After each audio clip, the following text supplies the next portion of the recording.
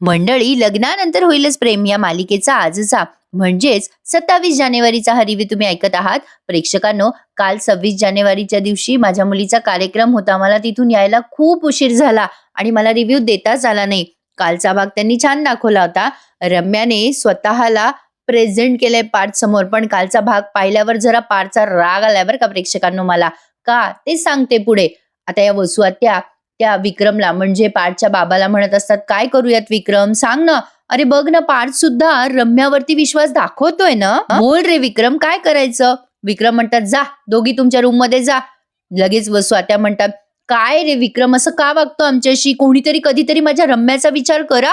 अरे अख्खं आयुष्य तिने पार्थसाठी खर्ची घातलंय. विक्रम म्हणतात, तू थांबते का जरा वसुताई बोलायची. काय सांगितलं मी आता, तुम्ही तुमच्या रूम मध्ये जा, मला पार्थशी बोलायचंय. वसू आत्या आणि रम्या निघून जातात, पण जाताना त्यांची इच्छा नसते जायची. रम्या म्हणत असते, मामा पण. शेवटी विक्रम म्हणतात, ऐकायला येत नाही, जा म्हणलं ना. मग वसू आत्या आणि रम्या निघून जातात. विक्रम आता पार्थला जरा ओरडतातच. प्रेक्षकांनो, आजचा भाग त्यांनी अप्रतिम दाखवलाय. हे सगळं बोलत असताना काव्या यांना ऐकते वरतून. विक्रम म्हणतात, काय रे पार्थ, एवढ्या दिवसापासून मी तुझ्याशी काही बोललो नाही, पण आज 28 दिवस झालेत आज काव्याला येऊन. पोरगी सतत तुला मनवायचा प्रयत्न करते हा. आणि तू तू रे, अरे ती पोरगी थकत नाहीये, तुला सतत मनवायचा प्रयत्न करतेय. मारे तिने फार मोठा अपराध केला असं तू दाखवतोयस, पण तू काय केलंस रे. हा, काय केलंस तू. तिने सांगायचा प्रयत्न केला होता ना तुला, पण तू तिचं ऐकलं नाही. मारे प्रामाणिकपणाच्या गप्पा हाणतो आणि तिच्यावरती राग काढतो का रे. पार्थ म्हणतो, बाबा मी रम्याच्या प्रामाणिकपणाबद्दल असं बोलायचं म्हणजे मला राग नाहीये बाबा, मला गिल्ट आलाय. कसं सांगू तुम्हाला बाबा मी. ऐका प्रेक्षकांनो, पार्थ काय म्हणतो, काव्याने मला काही येऊन सांगितलं नाही याचा गिल्ट आहे बाबा मला, पण तुम्ही मला समजून नाही घेत आहात बाबा. मी काय म्हणतोय बघा. अहो यात काव्याची चूक नाहीये बाबा, मी त्यांना दोष देत नाहीये आणि चूक माझी पण नाहीये ना बाबा. तुम्ही म्हणताय की काव्या येऊन मला सारख्या मनवतायत, पण एका झटक्यात सगळं विसरून मी त्यांचा हात कसा पकडू बाबा. अहो जसं काही काही झालंच नाहीये, त्यांना जवळ करू का, असं कसं बोलू शकता तुम्ही बाबा. बाबा, मिटलेल्या डोळ्यांनी आणि उघड्या डोळ्यांनी सुद्धा मला तोच फोटो, तीच इमेज दिसते जो आपण 16 डिसेंबरला सगळ्यांनी बघितला होता. म्हणजे जीवा आणि काव्याच्या फोटोबद्दल पार्थ बोलतोय. पार्थ म्हणतो, बाबा मला कसं काय सगळं विसरता येईल, मला थोडा वेळ लागेल ना बाबा. विक्रम म्हणतात, ठीक आहे बाबा पार्थ, वेळ लागेल, पण किती वेळ. अरे अजून किती वेळ घेणार आहेस तू. पार्थ म्हणतो, बाबा दुसरा कुठला मुलगा असता ना तर मी इतक्यात सगळं विसरून काव्याला लगेच एक्सेप्ट केलं असतं बाबा, पण तो मुलगा म्हणजे माझा भाऊ आहे, आपला जीव आहे, माझा सख्खा भाऊ आहे बाबा तो. मला सांगा मी कसं विसरू ते सगळं. मी त्या दोघांना बऱ्याच वेळेला एकत्र वावरताना पाहिलंय, पण आता माझ्या डोक्यात हा विचार येतोय की त्यावेळेला त्या दोघांमध्ये काही चालू होतं का, काही सुरू असेल का त्यांच्यामध्ये. जीवाला मी विसरू शकत नाहीये आणि काव्याला मला विसरायचं नाहीये बाबा. ते दोघं ना मला वेगवेगळे असे आठवतच नाहीयेत. ते आठवायला लागले की मला असं वाटतं ते दोघं एकत्रच आहेत. आणि मग तो फोटो काही आहे ना बाबा, काव्या मला बऱ्याच वेळेला हे सांगायला आल्या, पण मी कधी त्यांचं ऐकून नाही घेतलं. ही काव्याची चूक नाहीये, खरं तर चूक माझीच आहे. मी काव्याचं ऐकून घ्यायला हवं होतं. त्यांना त्यांना म्हणजे माझा प्रॉब्लेम असेल, पण माझ्या बुद्धीला पटतंय बाबा, माझ्या मनाला नाही कळते, मी काय करू. मग आता तो युगंधर म्हणतो, दादा या सगळ्या कालच्या गोष्टी आहेत रे. त्यावर पार्थ म्हणतो, युगंधर कालच्या गोष्टी, अरे ठीक आहे, चल आपण उद्याच्या पॉसिबिलिटीज वर बोलूयात. अरे आज ना उद्या आपला जीवा परत येणारच. काव्या इथे असल्या तेव्हा तेव्हा मी काय करू. माझ्या डोक्यात तर चक्र चालूच राहील ना. जेव्हा जीवा आणि काव्या हॉलमध्ये असतील आणि मी जर समज असं किचन मध्ये असेल, बेडरूम मध्ये असेल, तर माझ्या डोक्यात तर तो फोटो. आता असं बोलून त्याला ते इमेजेस आठवत आहेत जीवा आणि काव्याच्या जवळीक साधलेल्या, आणि तो खूप डिस्टर्ब होतोय. आता पार्थ म्हणतो, मला कळतंय रे युगंधर, त्या दोघांमध्ये काही नाहीये, पण माझ्या मनातलं वादळ काही केलं शांत नाही होते. मला ते मन सांगतंय रे, माझ्या बुद्धीला कळते पण मनाला नाही कळते. माझ्या विचारांवर मी कसा कंट्रोल करू बाबा, तुम्हीच सांगा. प्रॉब्लेम माझ्यात आहे, चूक त्या दोघांची पण नाहीये, चूक माझीच आहे. मी इतका वाहवत पुढे गेलो ना बाबा, मी अशा ठिकाणी अडकलोय ना, आता तिथेच फक्त बुडून मरायचं शिल्लक आहे. मी काही कळत नाहीये, मी काय करू. असं म्हणून पार्थ आता रडायला लागतो बरं का प्रेक्षकांनो. मग त्याचे बाबा त्याला जवळ घेतात आणि समजवतात, काय झालंय प्रेक्षकांनो, याला काही तिचा भूतकाळ विसरणं सोपं वाटत नाहीये, कारण त्याचा सख्खा भाऊ या सगळ्यामध्ये इन्व्हॉल्व आहे. आणि काय बोलू प्रेक्षकांनो, सगळ्या भावनांचा खेळ आहे. आता हा ज्याचा त्याचा प्रश्न आहे आणि ज्याचा त्याचा स्वभाव आहे. कोणी पटकन विसरतं आणि कोणी नाही विसरू शकत. पार्थ एक्झॅक्टली त्याच बाबतीत अडकलाय, की कसं विसरावं, काय करावं हे त्याला कळत नाहीये.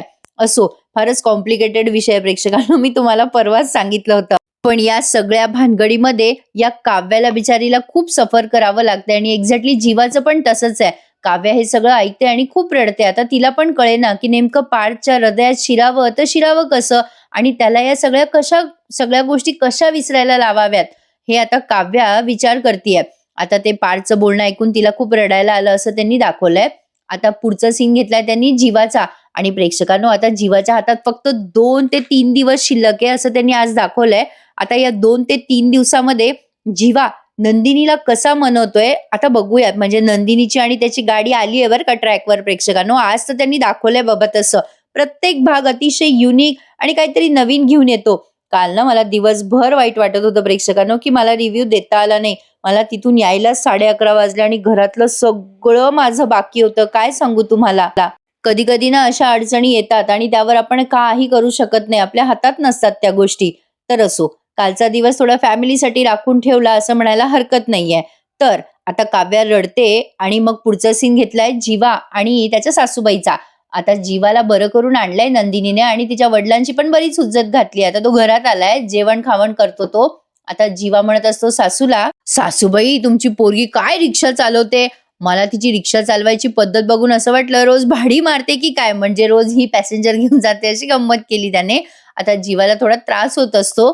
मग शारदाताई म्हणतात, मला वाटतं की जावई बापू मानिनी ताईंना हे कळवायला हवं. जीवा म्हणतो, तुम्ही कशाला तय्यब अली पार्ट 2 बनताय सासूबाई. अहो माझ्या आईला कळलं तर माझी आई मला ताबडतोब घेऊन जाईल ना इथून. सासूबाई माझ्या प्रेमाची रिक्षा अर्ध्यावर पोहोचली, आता असं काही करू नका ज्याने सगळं पाण्यात जाईल. मी बरं आहे ना आता सासूबाई, बघताय ना तुम्ही, उद्यापर्यंत मी एकदम खणखणीत होऊन जाईल. त्यावर आता शारदाताई म्हणतात, बरं राहिलं नाही कळवणार. तेवढ्यात नंदिनी येते वरण भात घेऊन जीवाला. नंदिनीची आई म्हणते, काय ग नंदिनी फक्त वरण भात. नंदिनी म्हणते, अगं आई साजूक तूप घातलंय मी त्यात. शारदाताई म्हणतात, अगं एवढं साधं जेवण. मग जीवा म्हणतो, अहो सासूबाई जीवांदिनीच्या युनिव्हर्समध्ये वरण भाताला अनन्यसाधारण महत्व आहे बरं का. नंदिनी म्हणते, हा आता बरे झालात वाटतं जीवा, उभे का तुम्ही, बसा बरं खाली. जीवा म्हणतो, हो मी बसतच होतो ऍक्च्युली. आता सासूबाई म्हणजे नंदिनीची आई म्हणते, जरा गंमत करतात त्या या दोघांची. त्या म्हणतात, बापरे चकाचक बाईचा भारीच दरारा दिसतोय पसाऱ्यावाल्यावर. आता नंदिनी म्हणते, आई तू उगा यांना चावी देऊ नकोस हं. लगेच जीवा म्हणतो, बघितलं कशी करते मला. दोघं थोडेसे वाद घालायला लागतात. शारदाताई म्हणतात, अरे अरे भांडू नका, चालू द्या तुम्हा दोघांचं. पण मला ना आता पोरानं झोप आली आहे, मी जरा पडते, चालू द्या तुमचं वरण भात खाणं. असं म्हणून आता ते निघून जातात. म्हणजे या दोघांना प्रायव्हसी देतात. नंदिनी आता तो जो भात घेऊन आली आहे ना, तो भात जीवाला पटकन खायचा आहे. नंदिनी म्हणते, अरे अरे थांबा, त्या वाफळत्या भातात हात घालू नका, मागच्या वेळेस सारखा चटका बसेल. जीवा म्हणतो, काय ग नंदिनी, तू बघितलं होतं की काय मला खिडकीतून. नंदिनी तू मागच्या वेळेला मला लपून बघत होतीस वाटतं. आता ते आठवलंय जीवाला, त्या सासूबाईंनी वरण भात आणला तेव्हा याला चटका नव्हता बसला का, तो सीन आपल्याला आठवून दिलाय. नंदिनी आता जरा लाजते. जीवा तिला चिडवतो, आ आ आ म्हणजे तू खरोखर मागच्या वेळेला लपून बघत होतीस ना नंदिनी, लबाड कुठली. नंदिनी म्हणते, जेवा उगाचच आपलं, चला औषधं घ्यायची आहेत. जीवा म्हणतो, बरं राहिलं.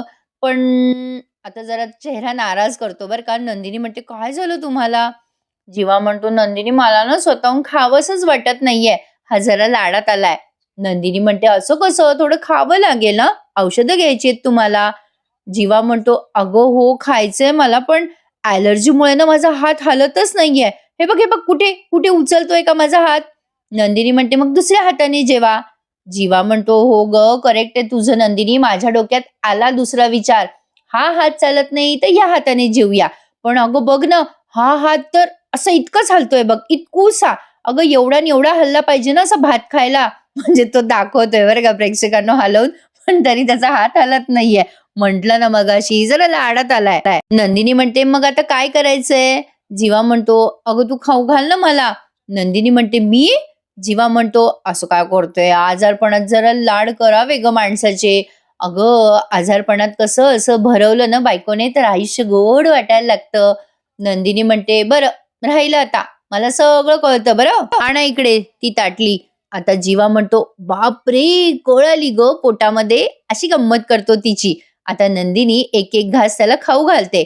सुरुवातीला म्हणतोय जीवा, ए नंदिनी असं नाही खाऊ घालायचं. जीवा स्टाईलने भरव ना. नंदिनी म्हणते, बरं. हा घास आईचा. जीवा तो घास खाऊन म्हणतो, माइंड ब्लोईंग हा नंदिनी. नंदिनी म्हणते, हा दुसरा घास बाबांचा. जीवा तो घास खाऊन म्हणतो, म्हणजे तुझ्या तय्यबलीचा का? अरे गंमत केली. नंदिनी म्हणते, तुम्ही पण ना. आता नंदिनी मग तिसरा घास घेणार तेवढ्यात जीवा म्हणतो, हा घास. मग जीवा म्हणतो, अरे वा, हा घास कोणाचा? नंदिनी म्हणते, हा घास नंदिनीचा. मग त्याला ठसका लागतो बरं का. नंदिनी म्हणते, सावकाश. जीवा म्हणतो, बापरे, नंदिनीच्या घासानेच मला ठसका लागला. नंदिनी म्हणते, तुम्ही पण ना उगा चिडवता मला. हळू सावकाश जेवा हं जीवा. या दोघांमधलं प्रेम छान फुललंय बरं का. आता पुढचा घास ती भरवणार तेवढ्यात जीवा म्हणतो, नंदिनी तू रिक्षा छान चालवतेस हं 2 चाकावर. नंदिनी मग थोडीशी लाड चिडते. जीवा म्हणतो, खाऊ घाल ना नंदिनी. आणि दोघेही प्रेमाने एकमेकांच्या सोबत वागतायत. आता नंदिनी त्याला जेव खाऊ घालते. आता प्रेक्षकांनो पुढचा सीन बघा त्यांनी काय दाखवलाय. पहाटे पहाटे रम्या तयार झालीये बरं का. तिला ऑफिसला जायचंय. आता रम्या पार्थच्या ऑफिसवरती कब्जा मिळवू नये म्हणून आता काव्या ऑफिस जॉईन करणार आहे. हा प्रोमो नवीन आलेला तुम्ही पाहिलाच असेल. पाहिलं नसेल तर मला कमेंटमध्ये नक्की कळवा. वसू आत्या हेडफोनवर गाणी ऐकत असतात. रम्या काय बोलली ते त्यांना ऐकत नाही. रम्या म्हणते, अगं आई काय बघतेस, काय ऐकतेस एवढं? वसू आत्या हेडफोन काढून म्हणतात, अगं रम्या, ते जीवाचं चाललंय ना काही 30 दिवसाचं व्रत. आता राहिले सायले त्याचे 3 दिवस. आता या 3 दिवसात तो काय करणार आहे ते जरा बघत होते त्याच्या चॅनलवर जाऊन. रम्या म्हणते, आई तो जीवा काय करणार आहे? 3 दिवस पूर्ण झाल्यावर नंदिनी त्याला म्हणणारच आहे की जा बाबा आता निघून जा इथून. रम्या आता तयार झालेली असते. मग वसू आत्या म्हणतात, रम्या तू का ऑफिसला चालली आहेस आज? अगं तू वर्क फ्रॉम होम करणार होतीस ना? रम्या म्हणते, अगं हो ग, पण काय आहे ना पार्थला टॉप 20चं अवॉर्ड मिळालंय ना, तेव्हापासून कंपनीकडे खूप प्रोजेक्ट आले आहेत आणि मी आणि पार्थने एक कॉन्सेप्ट डेव्हलप केली आहे. त्याचं प्रेझेंटेशन द्यायचंय आज.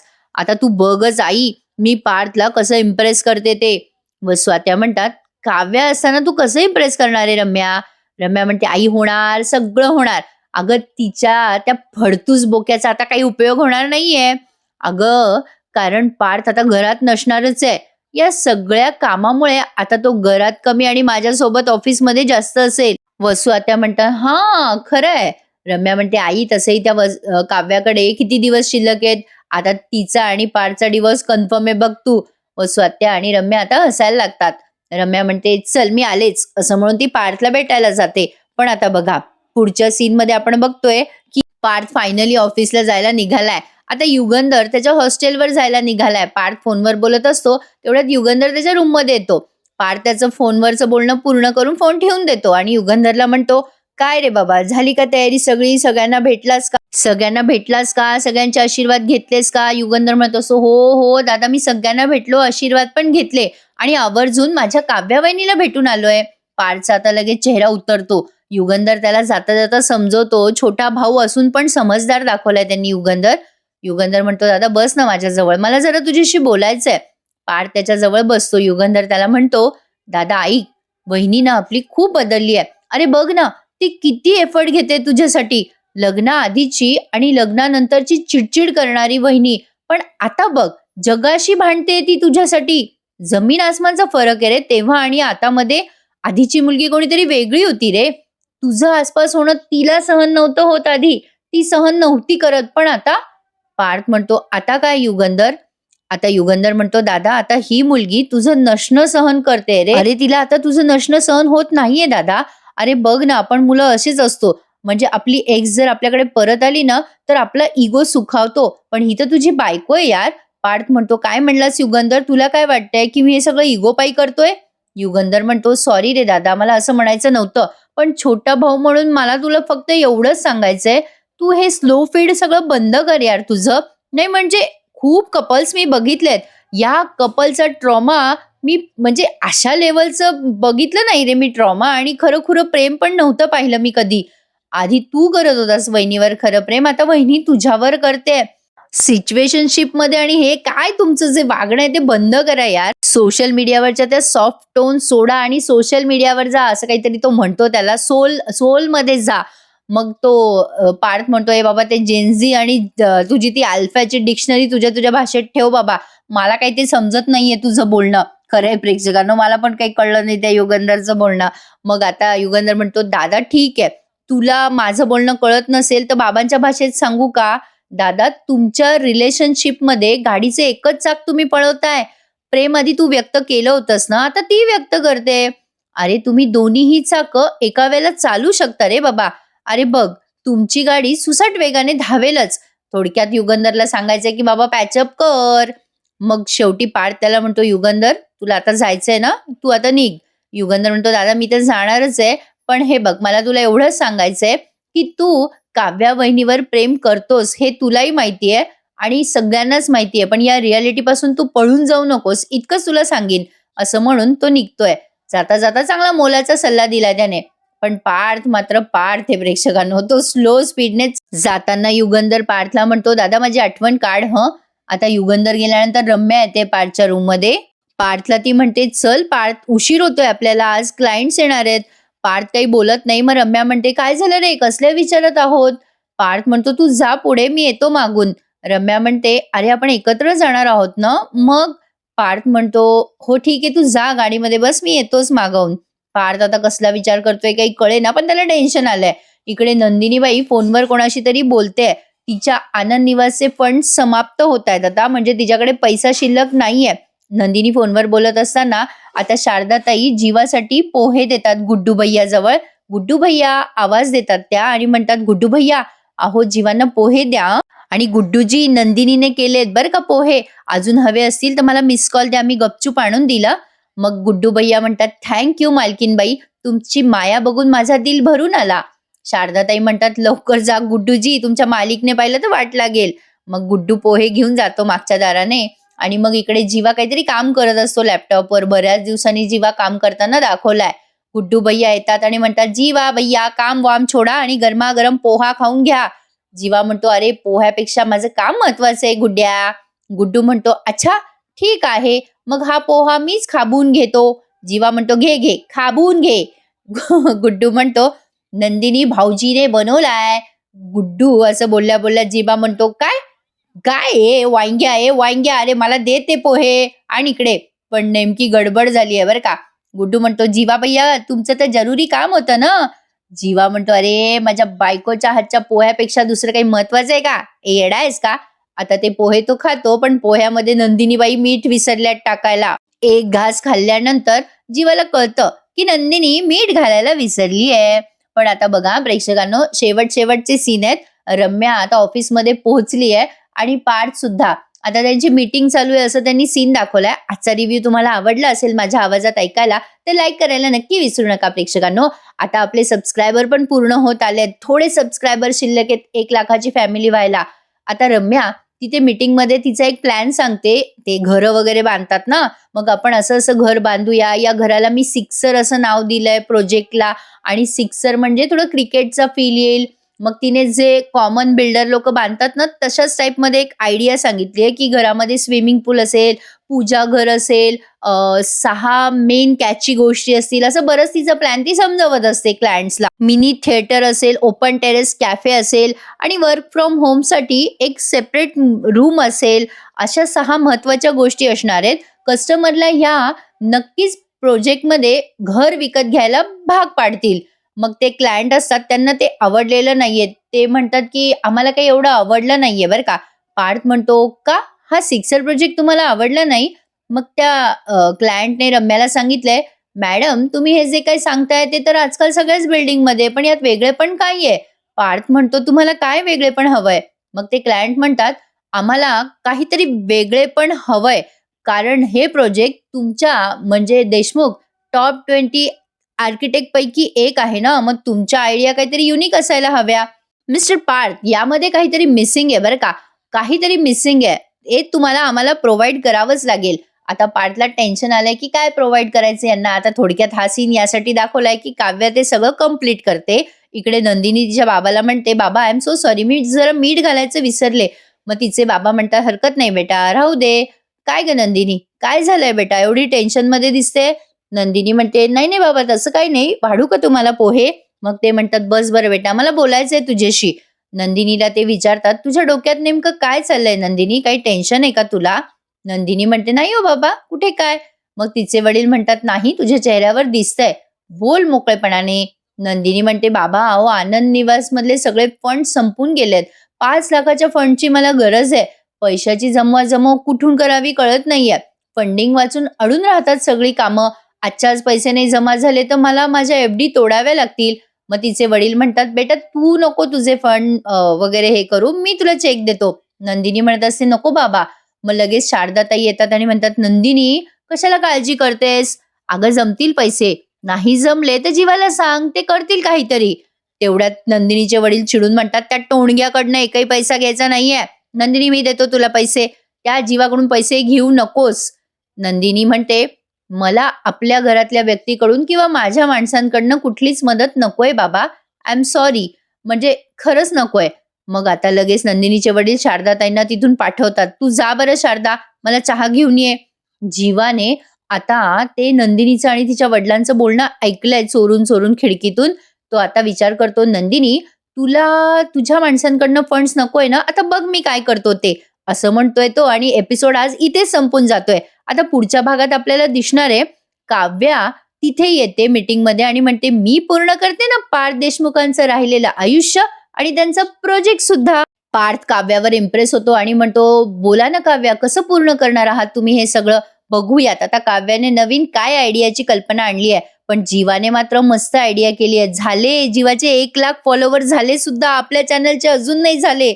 जीवा त्याच्या फॉलोअर्सला रिक्वेस्ट करतो, की मला प्रत्येकी ₹10 पाठवा म्हणून. जीवाने त्याच्या फॉलोअर्सला रिक्वेस्ट केली आहे, की या अकाउंटला प्रत्येकी फक्त ₹10 तुम्ही द्या. आता 1,00,000 सबस्क्रायबर प्रमाणे किती पैसे गोळा होतील हे मला तुम्हीच सांगा कमेंट करून. आणि इकडे आता या शारदाताई ते बघतात आणि या नंदिनीला टोमणा मारतात, की त्याने 1,00,000 लोकांचा विश्वास जिंकला, पण तुझा विश्वास काही बिचाऱ्या जीवाला जिंकता आला नाही. नंदिनीने ते सगळं लाईव्ह बघितलंय, की जीवा तिच्यासाठी किती धडपड करतोय म्हणून. काय वाटतं तुम्हाला प्रेक्षकांनो, जीवा आणि नंदिनीची लव्ह स्टोरी तरी मार्गाला लागेल का? जीवा नंदिनीचं प्रेम जिंकू शकेल का? काव्याच्या बाबतीत थोडंसं जरा स्लो आहे, पण बघूयात. नक्की काही ना काही मालिकेत पुढे होणारच. बघूयात आता काय काय घडतंय. आजचा एपिसोड रिव्ह्यू आवडल्यास प्लीज लाईक करायला विसरू नका आणि आपल्या चॅनलला आवर्जून सबस्क्राईब करा प्रेक्षकांनो. आजचा रिव्ह्यू कसा वाटला मला नक्की सांगा कमेंटमध्ये. चला तर मग उद्या भेटूयात पुन्हा एकदा. लग्नानंतर होईलच प्रेम या मालिकेच्या नवीन रिव्ह्यू सहित. तोपर्यंत टेक केअर मंडळी. धन्यवाद.